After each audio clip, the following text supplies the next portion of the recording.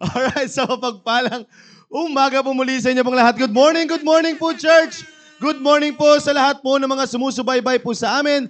Magmula po dyan sa ating Facebook Live and also sa mga lahat ng mga nasa areas po dyan. Good morning and I hope na kayo po'y handa na at welcome po muli dito po sa ating programang Impormasyong Pangkalusugan, our very own health program ng CBBC CSI. Kaya salamat sa Panginoon na muli tayo po'y nagsama-sama upang madagdagan na naman ang ating kaalaman patungkol po sa ating kalusugan. Good morning! Good morning po sa inyo pong lahat. Maganda pala, mamang gumagalaw. Gumagalaw yung ating, yung ating, tayo. Good morning, good morning. Anyway, so again, it's, it's nice to be here again, mga kapatid. Kaya salamat sa Panginoon. At muli, Doc Julie, ay hindi ko na po papatagalin pa at i-welcome ko na po ang aking pinakamagandang host for this morning. Walang iba kundi si Doc Julie Castro. Good morning, Doc. Magandang umaga po sa inyo at masayang umaga. At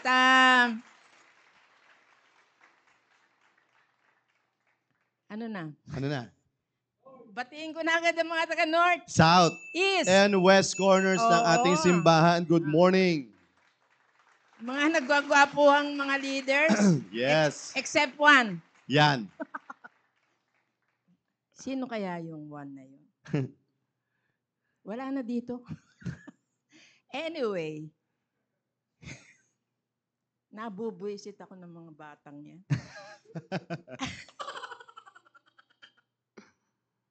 Wala na ako. Ikaw muna bumate. Yeah. Sige. Pero welcome muna natin ang ating tagapagsalita para sumakasama na siya sa ating kasi batian. kanina pa nakatayo dyan.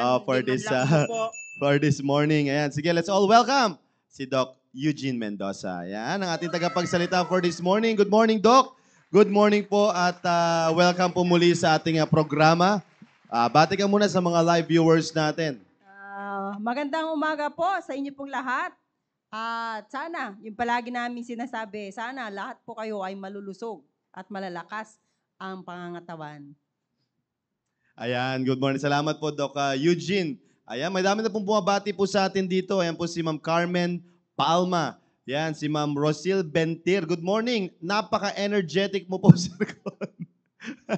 Watching from Cabuyao, Laguna. Ayan, hello po, Ma'am Rosel Bentir. And also kay Ma'am Joy Estolonio. Ayan, Pasay West family, shout out po sa inyo. At sa aking area din, Central East family. Ayan. Opo, ayan. Shout out din sa mga iba't ibang areas po na nandiyan. Hello daw, sabi po ni Ma'am Linda Quinones. Hello, Doc Eugene. Magandang umaga po at magandang umaga rin po sa aming area. Di ko na alam kung anong tawag doon. United Southeast Border. United Southeast Border. Sama niyo na kaya yung Central. United Central East South Border. Sama niyo ng lahat. United. Kami yun naman pagbati lang. Pag samahin ko kaya minsan yan, no? Central East, Central Manila West, Makati West. Pag samahin ko na yung East Corner, no? Oo. Yung Northeast Central, Central North pala. Oo. Central Northeast. Oo. Oo. Yan ang pinaka-ano namin, pinaka-area namin tatlo. Central Northeast. Kasi East si Ponching lang eh. Oh. So, pag nasa Tanyag na tayo, Yan na. isa na lang. Yan na talaga yun. Central Northeast na yun. Oo. Well, by the way, mga kapatid, patuloy niyo po yung pag-pray yun, ha. Na-excite ako doon sa mga kwarto doon na sinasabi nila na gagawing studio, eh. Sila daw gagawa, ma'am, eh. Yeah, that's according to them, eh. Sabi po nila, ay nakita kasi... Nakakahiya naman. Nakakahiya naman dito. Huwag tayong payag Maliit ng na payag bagay. agad. Maliit na bagay. Mahal ang lote dito sa atin. Nakita kasi nila dito yung mga studios po natin. Sila gumagawa ng mga di ba, mga designs, ganyan. So, tinignan nila, sabi na dapat pala i-prepare yung third floor daw doon para sa kanilang para sa pag-i-ere daw natin. So kailangan ng elevator doon kasi aakyat ka sa third floor. Yun lang, Doc and Julie pala, no? Kaya ko pa. Kaya mo yun, oo. Hanggang fifth floor nung maakyat Yan, pa ako oo. eh. Yan ang siya. Baka Okay. dagdagan pa ng floor. Okay lang. Okay lang, oo. Kaya pagpatuloy niyo po yung pag-pray yan, mga kapatid. Napakagandang lugar. At sana, kung saan man tayo tawagin ng Panginoon, mga kapatid, magandang makita po natin. Yan. Nabigay mo na ba yung mga requirements? Oh, yes. Dapat. Nauna na doon, ma'am. Kaya nga Kung nagpunta na sila saan dito ka nagpupunta, hindi mo muna unahin yon. Kasi nga, ma'am, kaya nga sila nagpunta dito because of that letter of ano. Oo. Kasi sabi nila, ay hindi sila pupunta hanggat walang ganun. Para at least may idea na sila. Okay. Kung ibig sabihin nun, ma'am, ay yung simula nag-send tayo ng letter, binanggit niya na yun sa ano niya, sa board. Baka hinipo na talaga ng So, Panginoon. ibig sabihin yun, naging interesado sila Oo. sa lugar po natin. Ayan. Well, anyway, Ma'am Joy. Ma'am Joy Rico, ayan. Anyway, so, good morning po sa inyo pong dyan, lahat po dyan. Kamusta ang weather dyan, Ma'am Joy? Mainit po ba dyan? Kasi dito, grabe medyo, alam pa lang, alas 7 pa lang parang ano na, parang alas 10 na. Alas 7 pa lang ng umaga. No classes. No classes. Doon sa mga... Sa Pasay. Opo. Kahapon naman sa Paranaque. Pero ngayon, tinuloy nila. Oo nga. Oo. Kaya ngayon naman, sa Pasay naman daw. Because of the heat wave. Oo. Grabe, no? Ako rin naman, kung sakasakali, kung ako rin ng principal, hindi ko rin papasukin yung mga estudyante. Sobrang init eh. Hindi ko papapasok ng estudyante kasi hindi rin ako papasok. Kasi kung nandun kayo sa mga classrooms po ngayon ng mga estudyante, akalain nyo po yun, nasa 60 sila, tapos ang liit lang nung, Oo, ma'am. siksikan. Siksikan. Tapos, ilan lang yung electric fan? 2. O, tapos, syempre, yung teacher, baka tumirik na yung mata. Kakatulog. Kaya, it's safe din, mga kapatid, na talagang, tapos, syempre, hindi lang naman doon. Agad-agaran, nandun na agad yung mga estudyante, babiyahe pa yun. Oh. Bago pa sila pumasok, ganun kasi pag sa public, ma'am, para magsasalubong yan, yung AM at PM. Oo. Yung PM nasa labas. Yung AM, ayan na, papasok na. Kaya medyo crowded talaga pag nagsalubungan. Oo. Ay, sabi po ni Ma'am Joy Rico, mainit din po, Sir Con.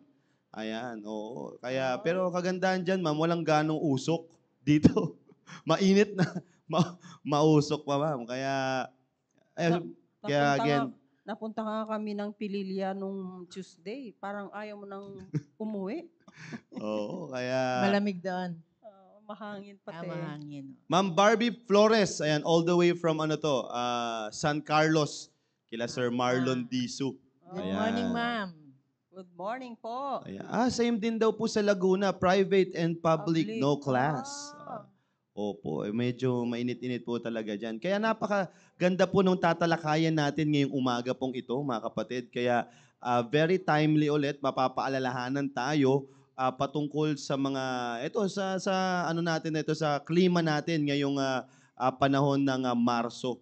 Alam ko hanggang ma'am, di ba? April. Hanggang May. Ay, grabe. Yung May. Oo nga pala, tama. Kasi pa yan yung bakasyon na yan. Kaya talaga dapat maibalik na yung dating klase. Oo. Hottest talaga ang May. Hottest month of the year sa atin, yung May. Opo. Yeah. Sabi po dito sa Ma'am Linda, buti na lang wala na ako sa... Tama yun. Pag sa classroom ka, nako, wala talaga. Grabe ngayon talaga yung klima. Kaya ingat talaga tayo. Doble ingat. Lalong-lalo na. Mamaya, anyway, i-discuss naman niya ni Doc Eugene. Papaalalahanan niya po tayo pagdating po sa ganitong klaseng Very timely po ito. Kaya maganda, mga kapatid, magtanong po kayo at sasagutin po yan ni Doc Eugene para po sa inyo. Lahat ng mga agam-agam ninyo patungkol dito sa nararamdaman po nating klima ay magtanong po kayo, no? Kasi maganda po yung discussion natin for this morning. Bagong topic, sana matapos natin ngayong araw na ito. Maikli lang naman ito, prayerfully na matapos natin. Alright? So, sabi nga ni Ma'am Joy Estolonio dito, nakakasuka po ang init ngayon. Ba't nakakasuka? Siguro baka nahihilo. Oo, nahihilo. Nako ma'am, pag nahihilo ka na, at anyway, mamaya madidiscuss natin. Pero gumaling na yung vertigo niyan eh. Opo. Oo. Hello? Uy, si Ma'am Cyril. Ma'am Cyril nanonood. Wala kang pasok din? Ay, oo nga pala. Imposibleng kasi walang walang pasok to kasi Naka-aircon. naka-aircon naman to eh. Oo. Alam ko ang private. At saka oo nga no. May karapatan Oo. naman siyang manood. Oo. Sorry, Sai. Kasi Aba, napapansin lang namin pag wala kang pasok sa kanan. mukhang di ko pa nabate ang Central South. Oy, Central South. Family, hello, Yun. good morning po sa inyong lahat. Yan, oo. Pag pinaghalo-halo ang North, anong ang pangalan ninyo, Sir John? Hindi yon. Hindi yan. Manila. Manila Central North. Yan. Ayan, oo. Nasa work po. Oh, ibig sabihin may pasok sila. Oo. Alam ko kasi, Naka-aircon nga lang siya. Hindi naman kasama Tagig eh. alam ko hindi kasama ang Oo. Alam ko Pasay lang dito, Pasay. Pasay Tapos lang. yung iba more on province. Pero naka-aircon yan eh. Oo, tama. Kaya sa Taguig kasi halos lahat ng mga dito naka-aircon daw. Matindi sila si talaga, Cayetano. Oh, well, anyway, again, maraming salamat po mga kapatid. Tuloy-tuloy na tayo for our discussion for this this morning. At Paano yung maganda natin? po yung talakay. Nakikita Mga niyo po. sponsor natin. Ay, oo. Sponsor, wag natin kakalimutan. Naghihintay yun eh. Oo, sila. Nakita ko na si Ma'am Rhea Espiritu agad. Siyempre, yung kanyang banana cake, puto cake, at ano yan? Yung chili. Chili paste. Yun, napakasarap. Ma'am, wala na yung chili paste. Hindi ko na gano'ng titikman. Gumagawa Mahal kasi na ang si- sili. Mahal kasi ang Mura sili. na, mura na. Mura na daw. Mura na, kaya gagawa na si Ma'am Ay, Muriel. sayang. Ayun. Sana bimili pala Tapos kami. sa kimchi, Sino? Oo. Muriel. Ay, Ma'am Muriel. Sabi ko, bigyan ka. Pakimchi ka naman. Chili paste. Oo. Yan. Sino pa? Castle's Kitchen. Yan, Castle's Kitchen. Hello po. At kay Ma'am Genesis po yan. Baka kung sabihin ninyo, ano yung Castle Kitchen yan. Kay Ma'am Genesis po yun. Yung mga pares po nila, ganyan. Si, Sa Castillo po. si Ma'am Aba. Ayan, oo. Yung kanya, meron silang ngayong pangalan eh. Yan na. Mother and Daughter Delightful Recipes. Ay, grabe, kahaba naman. Oo. Mother and Daughter Delightful Recipes. Oo. Tindi. Ayan, oo. Ano po yan? Alam ko naka- nagbe-bake sila eh. Oo, natikman ko ka. Natikman mo na naman. Binigyan. Pinatikim. Oo. Oo. Mamaya patitikman ko kayo. And shoutout ko lang din yung si Magluluto na daw Hopia. siya. Ma'am Rhea Espiritu, ayun, magluluto na daw siya ng chili paste. Yun. Ay, yung banana, saka yung... Yung si Sir Tito Hermida, yung hopia niya po, napakasarap po niyan. Order po kayo dyan. And also dun sa kay Ma'am Mayet, ayan, ang kanyang eggs, fresh eggs. Yan. Yun, negado. Yun, tama, Puto puto pao. Oo. Nawawala na unti-unti niya yung sa panlasa ko, mama. Yung puto pao. Parang hindi nakakagawin ng Tagig. Ayun, no, parang Puro hanggang Mandaluyong Mandaluyong na lang eh. Siguro ang bentahan ngayon, no? Yan, puto pao and wala nga, hindi ko nga makita siya ngayon eh. Oo. Saka si Huwag Sir na natin banggitin yan pag Georgie hindi Lacson. wala dyan. Sir Georgie Lacson. Yan, good morning po. Ang sasama. Oo, crispy calamares. And Uy, nagparamdam. Ayun, sabi ko sa iyo eh. Oo. Ma'am Leila Arevalo, Hairmate Salon. Oh, yan. Kaya Kanyang foot spa and... Ay, meron na siya. Meron na siya. foot Wow. spa. At, Yan. Sa mga kalyado po mga paa, mga kapatid, punta na po kayo kay Ma'am Leila Arevalo. manicure, pedicure. Ay, meron na rin. Oo. Wow. Si Joral nga lang ang gumagawa. Si Joral pala ang taga Ayan. Well, anyway, yan po yung mga Rollins, tama, Rollins Marketplace. Huwag natin kakalimutan yun. Nandiyan pa naman. Oo, nandyan siya. Nag-aabang dyan, baka maano Nag-aabang. tayo. Ayan. Matubo tayo. Alright. Sir Cesar De Ocampo. Kala ko Sir Cesar Dehos. Nagulat ako, nag-iba yung pitsura. Sabi ko, ganun ba si Sir Cesar? Mukhang nandito sa sa Taguig. Hello po, Sir Cesar De Ocampo. Congratulations, sir. Yan, hello Nanalo po. ka ba sa yung lumilipad? Gliding. Ewan ko. Ay, hindi ko. Ayan. Hello po, sir. Welcome po sa ating programa. Tune in po kayo. Baka may makasamahan po kayo nanonood. Hello po sa inyo pong lahat po dyan. Sir, Ito po yung... tama-tama, nanood ka para dun sa mga tauhan mo to. Opo, opo. Oo. Oo, baka... Pero alam na ng mga sundalo yan, kaya lang, reminder lang po. Yes, yes. Totoo to, mga kapatid. Kaya, again, salamat sa Panginoon. Meron tayong bubuksang bagong topic and I do believe that this will help us to para po sa ating kalusugan. Good morning po, John Rom Elon. Ayan, hello po. Welcome po sa ating programa. Alright, nakikita nyo na po sa ating screen yung ating topic for this morning. Si Chris, Walang Capote. iba kundi yung Ampig. ating Ay, heat stroke. Yan. Heat stroke po tayo ngayon, mga kapatid. Kaya magandang makita natin ano bang meron dito at ano ba yung mga dapat nating bantayan pagdating po dito sa heat stroke po na ito. Alright? Bibigyan ko ng discussion kay Doc Eugene. Sige po, Doc.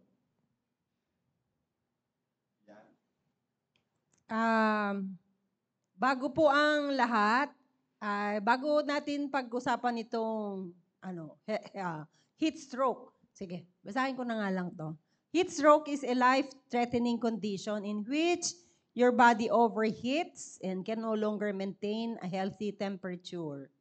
Heat stroke occurs when your body temperature rises from its normal temperature to above 40 degrees centigrade. It can lead to serious organ damage or death if not treated urgently. Yung heat stroke po, hindi naman masyadong, madali naman nating intindihin to. Kagaya ng isang sasakyan, pagka nag-overheat siya, hindi na siya aandar. Talagang itigil mo yan or else sasabog yan. Hindi na talaga aandar. Ganon din yung ating katawan, meron tayong minemaintain na temperature sa ating katawan, di ba? 37 degrees centigrade. Yes. Pagka lumambas ng 37 degrees centigrade, it's either mainit, meron kang nagre-respond ka sa temperature or, di ba sabi, nilalagnat ka na. Kasi tumataas na yung core body temperature. Yung buong katawan mo, ang normal sa atin ay 36 to 37. So kung merong lumampas ng 37.5, ramdam ng isang tao na tumataas na yung temperature. Ano ba sa temperatura lang Temperatura. naman? Kasi, i-explain ko lang po ng konti paano nangyayari po nito. Parang sa aircon, meron po tayong thermostat. Kung gaano kalamig, di ba, i-set mo yan. Opo. I-set mo yan. Kung gusto mo ay 18 degrees centigrade or hanggang 20, may thermostat yung aircon na kaya mong diktahan. So, ipipihitin mo siya. Pero, meron ding thermosensor. Sa ating katawan, sa tao, ang thermostat po natin ay yung hypothalamus. Napakaliit na bahagi ng ating utak yung hypothalamus, anterior hypothalamus po, na nagre-regulate. Pag sinabi nating thermostat, siya po yung nagre-regulate for heat loss or dissipation or yung pag-increase, heat gain. Meron tayong thermosensor, yung nagsasabi. Ang thermosensor natin ay yung ating balat, yung skin natin, yung muscles, at saka yung spinal cord. Sila po, kasi tayo na-expose po sa environment, meron pong nagsasabi, yung ating skin, muscles, and yung ating spinal cord, sila po yung nagsisend ng information sa ating hypothalamus. Si hypothalamus ang nagpoproseso at siya po ang re-regulate. Kunyari, sinabi ni skin, which is the largest organ of the body, siya po yung tagatanggap, siya rin dapat ang pinakamalakas na mag-dissipate. Yung pagmababa, pagka mataas na yung temperature, siya rin yung pinakamalaking organ natin na magpababa. So si hypothalamus, pagka mataas yung temperature, siya yung taga-tanggap, siya rin yung taga-regulate para ibalik niya sa normal. So, kailangan healthy yung ating hypothalamus, yung ating, siya yung thermostat, yung ating thermosensor, si skin, muscles, at saka si spinal cord. Kaya bakit importanteng itong sinasabi ko? Pagka may problema sa apat na to, di sira yung, yung body temperature regulation natin. Nakuha niyo po? Pero itong heat stroke, kaya nagkakaroon po tayo ng heat stroke pagka sobrang, sige, basahin ko na lang kaya. Kaya lang po ine-explain ko po kung paano po ang nangyayari. Bakit nagkakaroon po tayo ng heat stroke. So, kailangan maayos yung ating skin, yung ating muscles, yung ating spinal cord na nagsasabi ng information sa ating hypothalamus. Magre-respond si hypothalamus ay mataas na ito. So, siyang magre-regulate. Sasabihan niya rin para mag-react yung ating katawan. Kaya lang po, siguro later in the discussion, pagka hindi lamang po itong apat na to ang importante. Kasi pagka sumobrang init ng ating katawan, ay nagkukos po ng cardiac overload. Ibig sabihin, mas nagtatrabaho yung ating puso at yung pagkat nagtrabaho yung ating puso na hindi kaagad bababa, ay yung blood circulation po natin, magdadilate yung mga venous system natin, kasama na po yung sympathetic nervous system natin. Kaya po, pag may heat stroke, kasama po yung cardiac overload. So, talaga pong agaran na magamot po ito para, kasi it can cause death po. Kahit na ano pang gawin nyo pang emergency procedure, pagka nagkaroon na po ng, hindi na po magtrabaho si heart, ay wala na po talaga. So, sige, itutuloy po natin ito. So, kailangan malusog yung ating hypothalamus, yung skin, yung ating muscles, and spinal cord para ma-maintain po natin yung temperature natin. Itong heat stroke lamang po, para simpleng maintindihan nyo po, pagka uminit ang katawan natin, kaya nating labanan, pero mas mataas na po yung pagtaas ng temperatura kaysa yung pag-dissipate.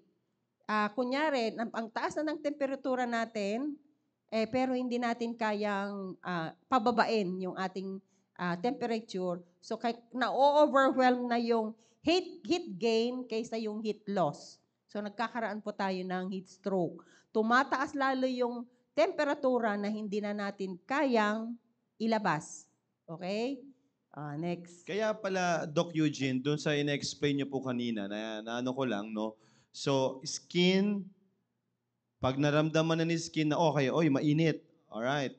I-sense niya agad kaya, no? Hypothalamus. Hypothalamus. Or dadaan mo na sa spinal cord, tama po, ma'am? Tapos papunta na kay hypothalamus. Ngayon, si hypothalamus, sabi, oy, mainit nga. Kaya pala ang nangyayari sa ating pangangatawan, Doc, nagpapawis tayo. Kasi nga po yun, yung hypothalamus, yan na yung mag-send ng signal. Magtrabaho ka na.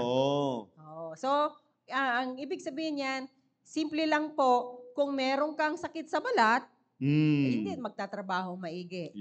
Kung meron kang problema sa muscles at lalo na sa spinal cord, kasi yung nasa balat natin, meron tayong sweat glands. So, i-stimulate din ni hypothalamus na mag-secrete ng sweat para pawisan po tayo. Kaya nga pala, Doc, mamaya natatalakay natin, isa sa mga senyales na papunta ka na dito kapag hindi ka nagpapawis. Yes. Pagka hindi, kasi ganito yun eh. Dehydration also comes in. So, ang ating protective ng ating katawan ay ipipreserve niya, pero hindi na yan na ilalabas yung init. Kaya kung makakita po kayo ng mga heat stroke patients, nangyayari po sa AFP, yung mga nagtitraining, ano yan, 6 ba yung nagdadala? Nagdideliryo na sila. Kasi nasa training, lalo na kung yung mga ginagawang training sa bundok, wala namang tubig, walang Yeah. puno. Wala ka talagang makasalubong na puno. Dry na dry yan, na hindi ka naman pwedeng sumilong sa kugon kasi hindi, mas mataas ka pa sa kugon. Mm. So kahit na kung nasa 12 o'clock, usually ganun ginagawa, wala ka talagang mapupuntahan masilungan. Naubos na yung kantin mo, yung laman ng kantin mo. Kaya uso sa mga sundalo na, ewan ko if they are still doing that, pero during our time, meron kaming asin na nginunguya kung talagang uhaw na kami para lang ma-minimize namin yung tubig na dala-dala namin. Yun. So, kaya mga kapatid, kapag kayo ay nasa initan at pinagpapawisan, mas maganda yun. Sabayan Oo. mo lang ng uminom ng tubig. Oo, Kaya kasi importante, may dala kang tubig. yun, tama. Kasi pag hindi ka pinagpapawisan tapos tirik na tirik, ay naku, magtaka ka na. Magulat ka na. Ibig sabihin lang nun, kapag ikaw ay pinagpapawisan sa kalagitnaan ng kainitan, ibig sabihin, yung tina-explain ni Doc Eugene, maganda yung circulation, maganda yung hypothalamus mo, yung response ng ganun mo, ng skin mo. Yan. So, Kasi ang physiologic response ng tao, pag mataas ang temperatura, ay papawisan ka. Siguro maintindihan nyo na kung bakit pinapawisan ng tao pag nilalagnat. yun. Di ba? Ang taas ng temperatura niya, pinagpapawisan siya. Kasi yun ang natural response or physiologic response ng ating katawan. Kailangan niyang pawisan para bumaba yung temperatura. Yun. Mapansin nyo, kahit di nyo bigyan ng paracetamol or pampababa po ng lagnat, ay papawisan po yung pasyente kasi physiologic response ng katawan natin na pawisan para ilabas yung init sa katawan. Masamang espiritu daw yun, ma'am. Pag masamang espiritu daw yun, ma'am, kapag lumabas na yung pawis. Ayan na. Ayan na yung masamang espiritu, lumabas na yung pawis. Pinapawisan na siya. Papawisan na siya. Ako, kawawa talaga pag nasa mga probinsya ka no? Anyway, so maganda yan, maganda nung na-explain ni Doc Eugene para po sa atin kasi nakikita natin kung bakit nga ba, ano bang salbi nitong hypothalamus na ito, bakit ganyan. So at least mamaya, as the discussion goes by, maintindihan ninyo yung dehydration, yung loss of consciousness, lahat yan, mako-correlate natin doon sa diniscuss ni Doc Eugene kanina. Kaya sana, napakinggan nyo yun para hindi kayo maliligaw. Maganda nga yung ginawang baseline ni Doc Eugene na yun para at least maintindihan nyo kung paano nagbo-work. Alright? So sige po, tuloy po tayo. Yan. Yan. Ito na rin. Heat Ayaw stroke po. is caused by your body not being able to cool down effectively. Hindi mo, tinanggap mo yung init na hindi mo kayang palamigin kasi nga hindi nagtatrabaho ng maayos. Sweat is your body's way to cool you down. Yun. Your body usually keep its normal temperature through the evaporation of sweat and by moving more blood towards your skin. Ganito po kasi yon. Di ba sabi ko po kanina, pagka mainit yung katawan, nagda-dilate yung ating blood vessels. Na kaya, mapapansin nyo na pagka nasa initan, sa normal, mababa yung blood pressure. Kasi, nagda-dilate, lumalaki po yung daluyan ng dugo.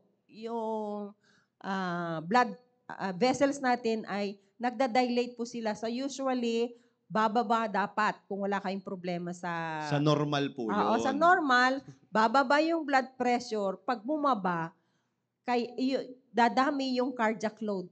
Dadami yung pupuntang dugo sa buong katawan natin. Pero si puso kasi, siya yung siya yung master sa ating blood circulation. Kaya yung cardiac overload, pagka sobra naman po yun, nahihirapan din po si puso na siyempre pag nahirapan na po siya, ay naapektuhan din po yung sympathetic nervous system natin, yung nakasama na yung contraction ng ating muscle, yung pag-react ng kidneys natin, yung liver natin, pati yung ating bituka. Ano nangyayari pagka sobra ito? Meron pong yung mga inflammatory cells. Yung mga nagpapamaga, yung nagpapamaga ng ating buong cells natin. At pagka nangyayari yon, may nangyayaring cell death. Nakuha niyo po yon? Pagka tumatas na po yung dikaya na ng nagkukos po ng pamamaga sa buong, kasama na po yung brain. So, kung pang hindi po kaagad nag-respond ng tama, mamamaga, papasok yung mga inflammatory cells at saka yung mga nagkukos po ng shock. Kaya po, di ba sabi ko sa inyo, bababa yung blood pressure natin pagka nagda-dilate yung blood vessels natin. Tapos samahan mo pa nung mga ito hanggang sa babagsak at babagsak, mamamatay yung pasyente. Nakuha niyo po yon? So, kailangan, talagang very urgent po ito pag nangyari po ito. Pag hindi po na-manage po kaagad, sila po yung acute kidney injury na tinatawag natin, na tatalo yung kidneys. Pag natalo na yung kidneys, lalong nang hindi na kayo pawisan. Di na talaga ilalabas eh. Wala nang lalabas talaga sa kidneys po natin. So, heat stroke ay hindi po ganun kasimple. Kaya pagka tinala yung mga pasyente, mga nagtitraining na sundalo, aware na po sila. Kasi yung iba, hindi naman po pare-pareho. Kagaya kaming tatlo nito, matotolerate ko yung 41 degrees centigrade, pero hindi ko matolerate yung 41 degrees centigrade, pero si Sir Conrad, matolerate niya yung 46 degrees centigrade. So, hindi po pare-pareho yung pagtanggap po natin. Siyempre, usually yung mga trainee, na-inculcate na sa kanilang utak, na talaga naman ganun sa training. Psychological, yun na, kaya ko to, hanggang sa yung katawan niya, hindi niya kaya. Kaya nangyayari din po yan, iiwasan. Kaya dapat, yung mga nagtitrain sa kanila, very, aware po sila how stroke comes. Or yung bakit nangyayari pong heat stroke. Para kahit hindi nagsasalita yung tao, alam na niya na signs of heat stroke na yon. Okay? Ma'am, ito lang din, para at least rin nila, para baka katanungan din nila ito eh. Yung heat stroke, ma'am, saka yung stroke, magkaiba yon? Magkaiba. Yun. Kaya po nakadikit po yung heat stroke. Saan po nag-umpisa yung heat stroke? Yung mataas ng temperatura. So, heat. So, ibig sabihin, ma'am, itong heat stroke ay pwedeng mangyari sa kahit sino. Oo. Kasi temperatura, ma'am. Temperatura to. Infants, adults, or yung elderly, again, hindi po magkakapareho yung pagtanggap ng katawan natin. Hindi lang po yung mga elderly. Bakit? Ang elderly, sabi ko nga kanina, parang sasakyan, wear and tear. Kaya kahit na wala naman silang dahil sa edad, nagkakaedad din yung ating body system. So hindi na ganun kabilis mag-respond. Ayos yung hypothalamus, yung skin, muscles at saka spinal cord, pero hindi na ganun kabilis rumisponde. Yeah. Hindi kagaya nung mga kabataan. Tama. Lalo na ma'am, yung mga walang protection sa ulo. Ay, lalo na. Ay, talagang pag walang protection sa ulo, lalampas lang yon. Pasok agad yun, ma'am. Kasi mainit pa naman ngayon. Kaya yung mga walang protection sa ulo, heat stroke talaga. Nasa bubungan pa. Lalampas talaga. Lalampas. Kaya mag-ingat, mga kapatid. Pag walang protection sa ulo, kasi yung buhok po, natin to, mga kapatid, protection natin ito. Kaya tayo may buhok na ganyan, para hindi agad direct yung sunlight. Kaya yung mga dyan, pag walang protection yan, mag-ingat, mag-sombrero or maglagay ng kasi delikado tong heat stroke, mamaya ngumuwi kayo bigla dyan. Hindi, ang delikado pa niyan, baka magpuputok-putok niya. Kaya mga kapatid, mag-ingat talaga kayo. Hindi to biro. Sabi nga ni Doc Eugene, pag kayo inatake nito, one time, big time lang kayo nito. Kaya Oo. mag-ingat tayo, maglagay ng protection. Maglagay palagi sa Maglagay ng protection sa ulo. Tama-tama yung pasok ng mga builders natin dito para at least marinig nila ito. Kasi nagtatrabaho sila sa bubungan eh. Ngayon, nasa bubungan po sila. So, direct talaga yung yung init. Tapos medyo kulob pa. So, kaya maganda marinig nila to habang sila po ay nandito. Kaya Ngayong dapat na to. may tubig sila. Yan, Oo, tama. may bit-bit kayo palaging tubig. Oo. It is not necessarily to be cold water. Mm. Basta may tubig. Yung tap water is enough. O kaya pang spray. Oo nga. Spray-sprayan ninyo. Pag Oo. kaya nakaramdam na kayo, o mag-spray. Ako ginagawa ko sa area yan, mga kapatid, ngayon. Pag ako sumasabak sa initan sa area, kuha ko yung lalagyan ng pang-spray, tubig. Tubig yung ginaganon-ganon ko sa akin, para at least ma-refresh lang ba. Saka ang gusto kong sa kanila yung, at least meron kayong labakara. Yun. Face Oo. towel Ayan, palagi. Yeah. Yan ang parang napakabilis na basain mo lang yan at mo na kagad sa, lalo na sa ulo. Yeah. Bakit naman lagi sa ulo? Kasi yun nga yung malapit dun yung Oo. mabilis tayong ma-heat stroke dyan. Saan ba Oo. nanggagaling ang araw? So, hindi. Ayan, may katanungan dito. Sagutin natin to galing kay Ma'am Eugene. Good morning po, Ma'am Eugene. Ask ko lang po, kung nakaka-heat stroke din po ba ang namamalansya ng isang buong araw? Grabe naman yun. Ma'am Isang Joy. buong araw. Grabe yung Ma'am kuryente mo niyan, Ma'am Joy. Ma'am Joy, mukhang hindi nga. Kasi hindi ka pa naman nahi-heat stroke. Yeah. Depende yung lugar na pinagpaplansyahan niya siguro. Pwede. Oo. Huwag ka naman siguro sa tirita na araw. Hindi ka Saka naman. depende sa plansya. Baka diuling. Oh, grabe na yon. Tapos nando ka pa sa labas ng Sa Oo. RR. Pero malamang naman kahit maghapon ka, may electric fan eh. Kaya Yan naman yan, ma'am. At saka kunyari, kung ako, ginagawa ko rin yan, mas maganda na mamlansya po tayo yung open air, yung Yeah, may yeah, pinapasukan ng hangin, hindi po yung nakakulob. Siyempre, pag kulob, isang contributory na magtataas yung temperatura sa loob ng kwarto. So kung namamalansya po tayo, may electric fan naman dyan, lalo na kung naka-aircon pa kayo, at kung hindi naman naka-aircon ay open air para maganda yung pasok ng labas-pasok. Kasi yung plancha mismo nag-i-emit ng init. Diba? Pero kung open air yan, merong redistribution ng heat. So hindi po mag-accumulate yung heat. Para hindi to magkukos ng heat stroke. Siyempre, habang namamalansya, pinawisan tayo, pwede namang uminom ng tubig once in a while. Para hindi. Sabi po ni Ma'am Joy Estolonio din po dito, yes, amen.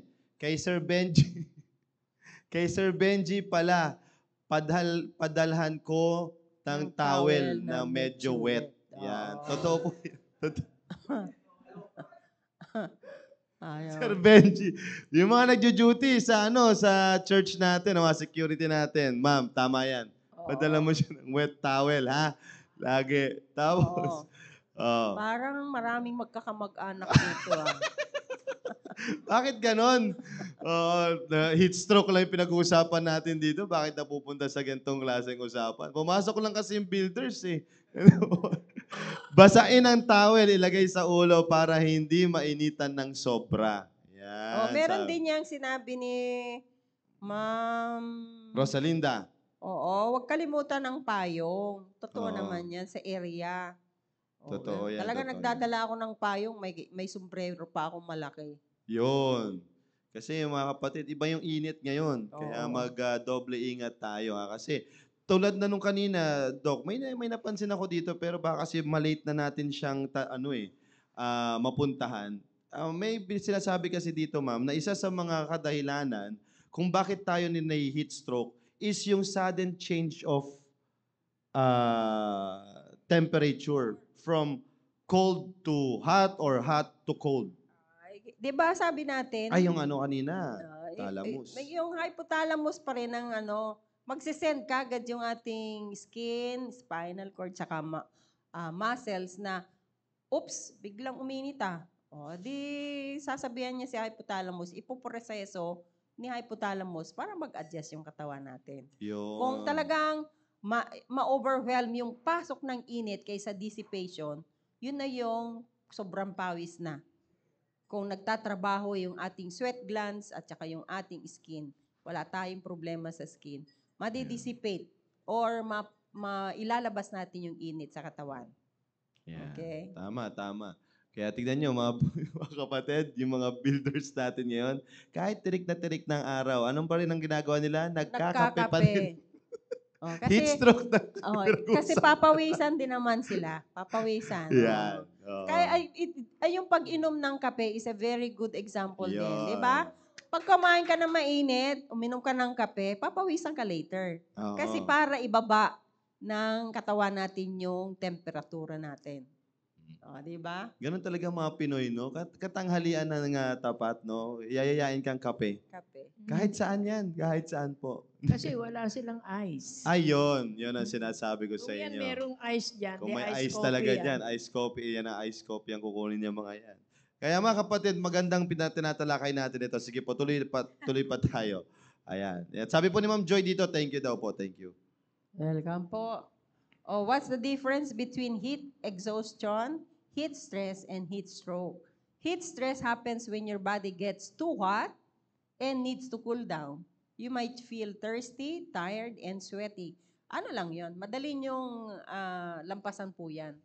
Kasi if you try to cool down, pumunta ka lang sa lilim. Pwede na mawala yon. Pagka you feel thirsty, inom ka. O, tumigil ka kung kayo naglalakad. Papawisan ka, let it be. Hayaan mo lang, punasan mo yung iyong pawis. So, yun lang po ang heat stress. Yung heat exhaustion is more serious. You feel very weak, dizzy, and might have a headache or nausea. Yung mga ibang tao po kasi talagang, lalo na sa elderly, you cannot just tolerate. So, your skin may be clammy, nanlalamig na po. So, your skin is not functioning well pagka ikaw ay nanlalamig. To treat heat exhaustion, you need first aid that includes rest, fluids, and a cool environment. Kaya nga po, sa hospital, pag dinala ka sa ER, binibigyan ka kagad ng fluids. Fast drip po ng fluids. Yung D5LR kasi mas kompleto or yung NSS. Kasi minsan, kulang ka na ng electrolytes. Kaya binibigyan ka, pero if it's too late, pati yung veins mo, wala na. Di ba sabi ko kanina, magda-dilate, dapat lumaki. Pero pagka it's late, mag-collapse na rin po. So yung itong heat exhaustion, yung sinabi nga, you feel very weak, nanghihina ka, nahihilo, masakit ang ulo, or nasusuka. Si Ma'am Joy kanina, di ba sabi niya, nakakasuka ang init. Uminom ng maraming tubig. So, baka yun na nga yun, no? Dizziness eh. Minom ka lang ng maraming tubig. Hindi naman kailangan pero, again, huwag niya kayong uminom ng kape. Kasi ang kape is diuretic. So, you will not preserve Hindi preserve. It will not conserve fluids. Very timing pagka talaga. yung talaga na heat exhaustion, sa kanila naman nagpapahinga eh. Pero yung heat exhaustion, kung meron kayo nito, coffee will not help kasi diuretic din po yung kape. So, uminom ka lang ng tubig. Plain water is enough. Siyempre, umalis ka na dyan sa initan. Pumasok ka na sa lilim. Kung wala mang aircon, pumasok ka sa lilim dahil it will cool you down. Kasi yung environment, may tinatawag po tayong how temperature is dissipated into our body. Pero hindi ko na didiscussin yung radiation, convection, conduction, and evaporation. So, yung cool environment is a big help kung kayo po ay meron pong heat exhaustion. Okay? Yun, alright. So, dito muna natin tatapusin na hindi natin kakayanin, ma'am. Medyo mag-overtime tayo. Ha? Hindi na.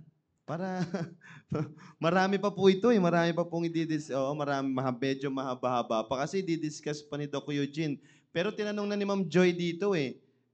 Kung pwede niyo pong maano to, ma'am, kay Ma'am Joy Rico. Kung ano daw ang first aid ng Kasi heat stroke. depende sa tao. Pero nabasa ko yung sinabi ni Ma'am Linda, payong, pamaypay, water, at ano yun? Wala. Wet towel. Lahat Opo. po yun. Lahat po yun. Kaya huwag kayong tamarin na magdala, lalo na po sa mga nag-area. Painit ng painit ang temperature natin. Yes. At naranasan na po natin ay huwag kayong magtipid sa tubig. Inom lang po ng inom. And of course, kung nakakaramdam na po kayo, better yet to stop. Magpahinga ng sandali. Actually, mararamdaman mo naman yan, Doc, Oo. talaga eh. Parang nanunuot yung sobrang init yung kahit na may payong ka, yung sana hawakan mo yung ulo mo mainit eh. Kahit nakasombrero ka na. So, bago pa man mangyari, kailangan be cautious na. Itong first aid na sinasabi po ni Ma'am Joy ay unang-una, fluid ay kailangan natin. Pero later in the discussion siguro ay i-discuss po natin kung paano po. Yung paano po minamanage po sa hospital. Kasi sasabihin ko man na painumin ng tubig. Pagka sobra na po kasi very urgent po, no amount of tubig will help.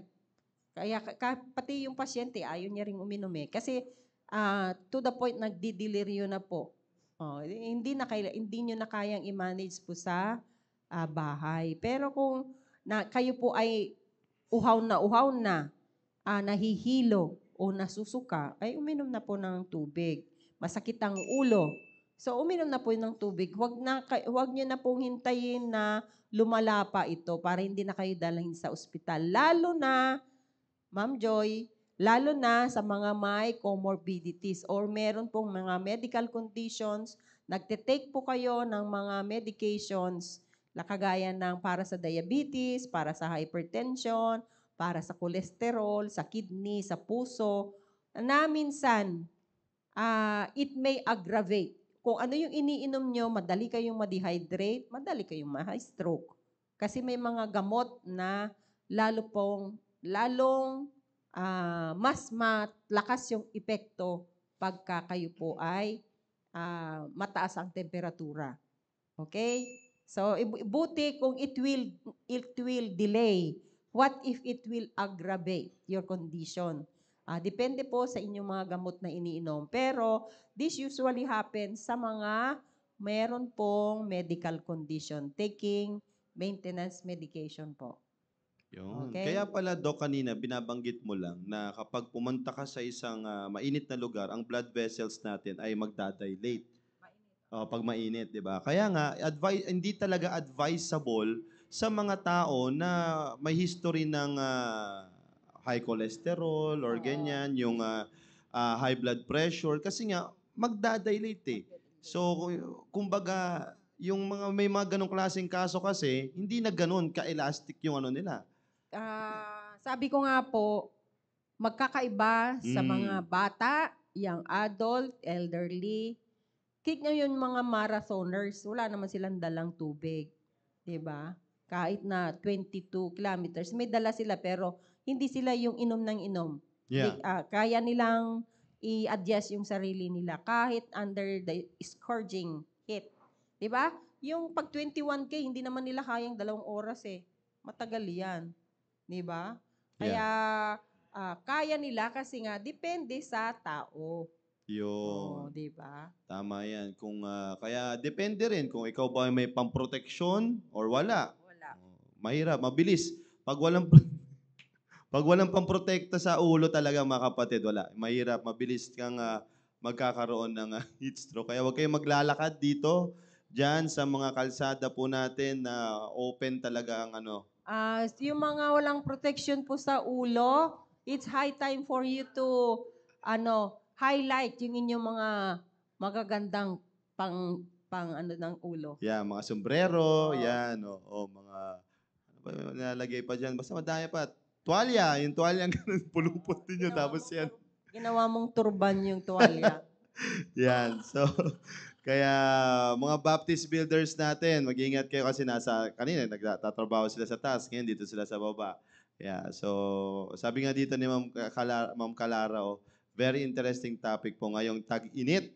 Thank you po, Ma'am Julie at Sir Conrad. God bless you all. Alright, so again, maraming salamat mga kapatid sa pakikinig po ninyo. Kaya again, gusto lang namin kayong paalalahanan na walang pinipiling walang pinipiling edad itong heat stroke na ito. Sabi nga ni Doc Eugene kanina, mapasanggol or nagpapanggap na sanggol. Or mga may edad na or mga binata, kayang-kaya ito. Lalong-lalo na yung mga young people na hindi sanay sa initan. Nako, Ay, lalo na. madali silang ma-dehydrate niya. Yes, totoo yan, Doc. Kaya kung eto mga kapatid, mararamdaman nyo naman ito nakakaramdam na kayo ng hilo. Hindi naman ito biglaan na parang stroke, Doc Eugene, di ba? Yung Oo. parang bigla na lang gano'n. Hindi, ito mararamdaman mo, may hilo ka muna, magkakaroon ka muna ng may sinasabi pa rito. mauuhaw ka Yeah, Mauuhaw. mauuhaw ka muna. Yung iba kasi siguro talagang pinipilit pa Kaya ko to, kaya ko pa hanggang sa, ayun na, tapos na, nahimatay na. So, ingat mga kapatid. Pag nakakaramdam na kayong ganon, tigil, punta sa magandang hangin or may magandang hangin, doon kayo, lapit kayo sa Ilonggo, ganon. Para mamangin na kayo.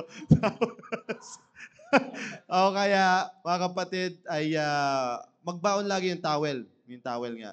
Yan. So, para maiwasan natin ito, kasi mahirap, kung narinig nyo na ito, tapos mababalitaan namin, may na-heat stroke sa atin. Oo naman. Sayang naman yung tinatalakay natin dito, no? Kaya, lalong-lalo na, mga kapatid, pag lumalabas na tayo sa nag-aabang na tayo ng jeep sa labas, naku po, kaya doble ingat talaga. Ha? Kaya magandang natalakay natin to agad-agaran habang ito pa lang, papunta pa lang yung simula pa lang ng kainitan ngayong buwan na ito mga kapatid. Kaya again, maraming salamat kay Doc Eugene. I hope na kayo po ay may natutunan ngayong umaga pong ito. Bago tayo magtapos, hayaan ko muna makabati aking speaker and also co-host for this morning. Sige po, Doc Eugene. Magandang umaga po ulit at maraming salamat po. Lalo lang na po yung mga nagre-respond po sa Facebook. Maraming salamat din po. At sana nga po ay meron po kaming naibahagi po sa inyo. Remember po, heat stroke can happen to anyone. Mas mabuti, mas mainam, anywhere you go, ay magdala po kayo ng tubig. Tubig po hindi po kung ano-anong dalhin yung liquid. Yun. Tubig po. Okay? Yun, alright. Good morning po. Soda daw, Doc. Pwede ba soda? Ay, tubig. Hindi naman tubig yun, soda yun. Spelling pa lang, magkaiba. Pag nauhaw kasi sila, yun ang minsan madalas na nakikita ko Oo. Replacement sa Kaya maganda pa rin talaga tubig. Hindi po.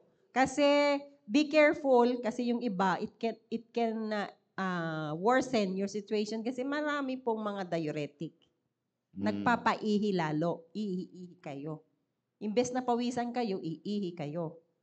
So, di ba sabi ko kanina, ang nagdi-dissipate ng temperature natin, the number one and the largest organ of the body is the skin. So, dapat lumabas sa ating pawis, hindi po sa ihi.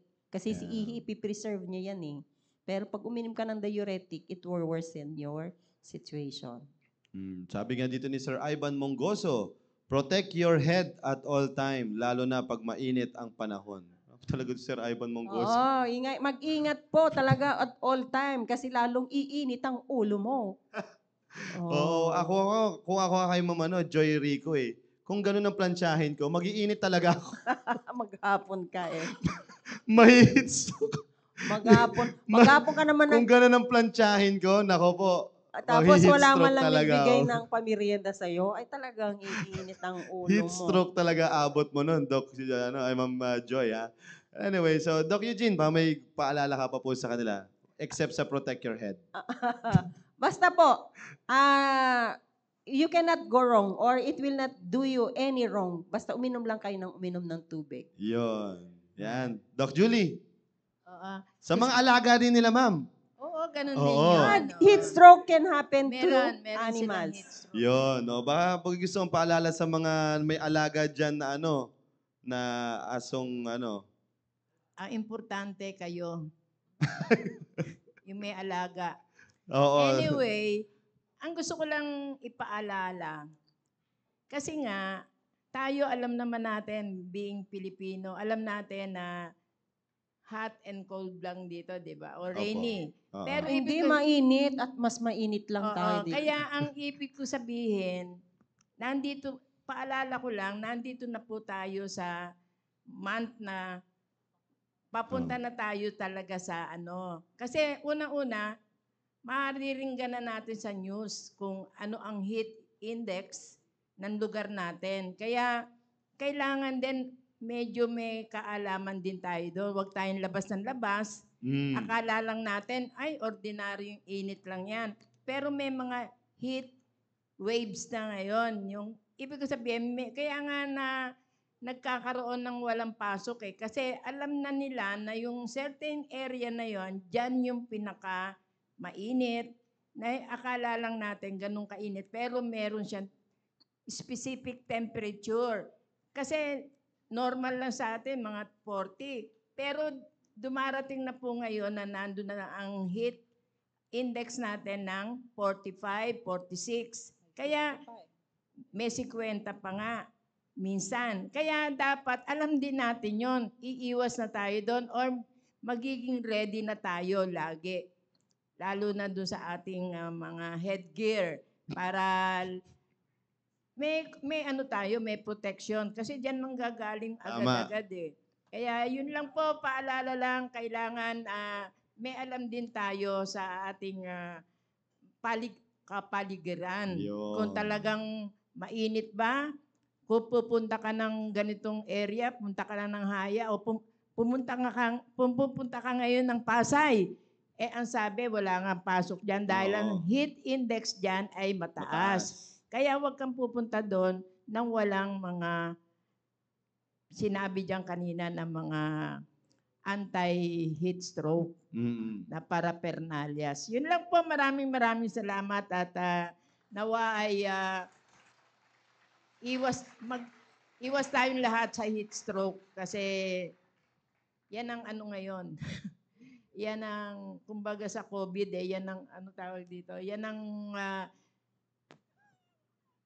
in ngayon. Oo, tama. Yun lang, maraming salamat. Alright, sige, maraming salamat din po, Doc Julie and also Doc Eugene. Siguro bukas, maganda mapag-usapan natin paano kaya mapapawi yung natin, yung init ng nararamdaman natin ngayon by nutrition naman, mga inumin na talagang magpapa-replenish ng ating pangatawan. Oo. Bukas sa ating nutrition topic po natin. Kaya sasabihin ko na lang po yan kay Ma'am Ces. Ayan. So again, maraming salamat mga kapatid for being with us. Salamat po sa mga nanood ngayon dito sa ating live studio. Kasama natin yung mga Baptist builders. Yan, yung mga Baptist builders natin, parang magkakahulma na sila. Isa na lang ang hulman. Papunta na lahat sa ganun, no? Kaya mga kapatid, ingatan, magprotekta lagi ng ulo. Mga ulo natin dyan. Kaya again, ingat po tayo. Tsaka siguro magpagawa tayo ng ice. Oo. Kesa nag-hot kayo lagi, kasi walang ice eh. Magpagawa. Yan. Iced tea. Ice cream daw, ice cream. Yan ang sinasabi ko. Huwag niyong ginagalit to. Magpagawa ng ice yellow. Ice yellow. Kasi kaya hindi kayo nakakainom ng ice coffee kasi walang ice. Pero kung may ice dyan, ayos yan. Yon, sabi nga dito ni Ma'am Linda Quiñones, magbebang na lang daw, bebang. So, Ma'am, nandito yung mga Baptist builders. Baka naman. Joke lang. And anyway, so again, maraming salamat mga kapatid for being with us. Mamaya, Erin po in the Baptist Lunch ay talagang mag-tune in po kayo dyan, mga young men, young ladies natin. ay matuto tayo dyan sa ating programang The Baptist Lunch. Kaya, huwag po kayong aalis dyan. Susunod na po ang The Baptist Baptist Lunch. Lunch. Again, have a great day and have a blessed day to you all.